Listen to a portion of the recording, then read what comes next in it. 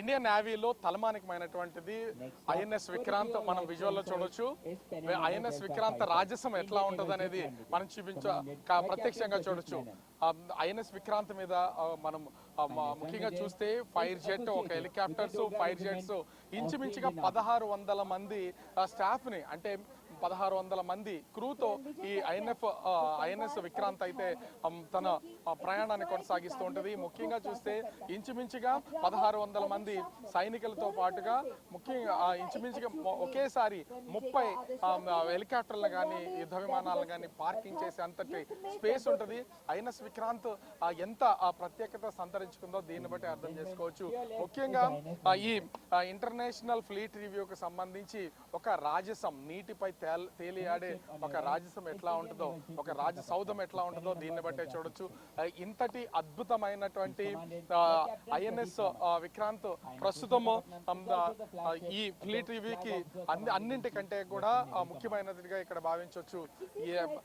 రాష్ట్రపతి ద్రౌపది ముర్ము తాను ఈ మొత్తం ఈ ఫ్లీట్ రివ్యూకి సంబంధించి గౌరవ వందనం స్వీకరించడంలో ప్రధానమైనటువంటి భూమిక ఐఎన్ఎస్ విక్రాంత్ పోషిస్తూ ఉంది. ఇన్ని షిప్స్ మధ్యన ముఖ్యంగా చూస్తే ఇండియాకి సంబంధించినటువంటి దాదాపుగా 50 పైన షిప్లు, అదేవిధంగా ఇతర దేశాలకు సంబంధించిన 19 షిప్లతో మొత్తం 71 దేశాలకు సంబంధించి 71 షిప్లు దీంట్లో ప్రాతినిధ్యం వహిస్తున్నటువంటిది అయితే ఉన్నాయి. స్నేహ సంబంధాలు, సముద్రంలో స్నేహ సంబంధాలు ఏ విధంగా ఉంటాయనే దానికి ఒక ప్రత్యక్ష నిదర్శనంగా అన్ని దేశాలకు సంబంధించినటువంటి షిప్స్ అయితే పెట్టుకోవచ్చు. ఇక ఉన్న దాన్ని బట్టి అయితే చూడొచ్చు. ముఖ్యంగా ఐఎఫ్ఆర్ ఇంటర్నేషనల్ ఫ్లీట్ రివ్యూ సముద్రంలో మొత్తం నీటి మీద తేలియాడే ఈ భీకరమైనటువంటి యుద్ధ విమానాలని మనం చూస్తూ ఉన్నాం. ఇవి కాకుండా మిలాన్ అటు సముద్రం బయట బీచ్ రోడ్లో జరగబోయే ముఖ్యంగా కవాతు, సైనికుల కవాతు, దేశాలకు సంబంధించినటువంటి వాటన్నిటి కూడా కన్నుల పండుగ ఉండే అవకాశం అయితే కనిపిస్తుంది. సముద్రంలో ఇంతటి అద్భుతమైనటువంటి ఈ యుద్ధ విమానాలను చూస్తూ ఉంటే కళ్ళు అసలు రెండు కళ్ళు సరిపోవన్నట్లుగా ఉంది.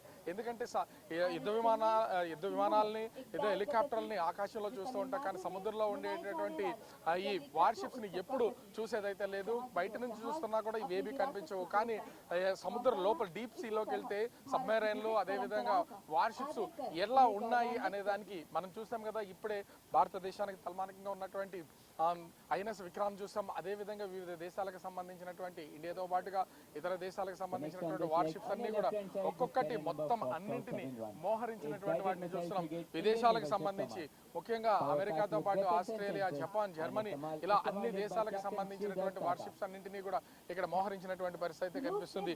ఓవరాల్ గా చూస్తే ఈ ఇంటర్నేషనల్ ఫ్లీట్ రివ్యూకి సంబంధించి ఎంతో అద్భుతమైనటువంటి ఏర్పాట్లు అయితే చేశారు. విశాఖ ప్రజలతో పాటుగా ప్రపంచవ్యాప్తంగా ఇంటర్నేషనల్ ఫ్లీట్ రివ్యూను ప్రదర్శన అయితే జరుగుతుంది. ముఖ్యంగా ఈ 2 రోజుల పాటు అంటే 18, 19 తారీఖుల్లో జరగబోతున్నటువంటి ఇంటర్నేషనల్ ఫ్లీట్ రివ్యూలో రాష్ట్రపతి ద్రౌపది ముర్ముతో పాటుగా అటు CM Chandrababu, governor Abdul Nazeer, deputy CM Pawan Kalyan, కేంద్ర మంత్రి రాజ్నాథ్ సింగ్ ఇలా ప్రముఖమైనటువంటి మంత్రులు బృందం అంతా కూడా వస్తున్నటువంటిది అయితే ఉంది.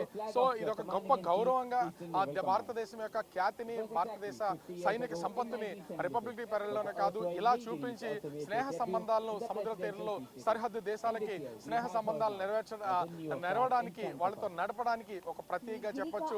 అట్లాంటిది ఐఎఫ్ఆర్ మిలాన్ ప్రస్తుతం విశాఖ వేదిక జరుగుతున్న దానిలో ఎన్నో అద్భుతాలు, మరెన్నో వింతలు విశేషాలుగా కనిపిస్తున్నటువంటి పరిస్థితి కనిపిస్తుంది. ఓవరాల్ గా చూస్తే సముద్రంలో తేలియాడుతున్నటువంటి రాజసౌధాల రూపంలో ఉన్నటువంటి యుద్ధ విమానాలు కన్నుల పండుగ, కన్నులు విందు చేస్తున్నటువంటిది అయితే కనిపిస్తుంది.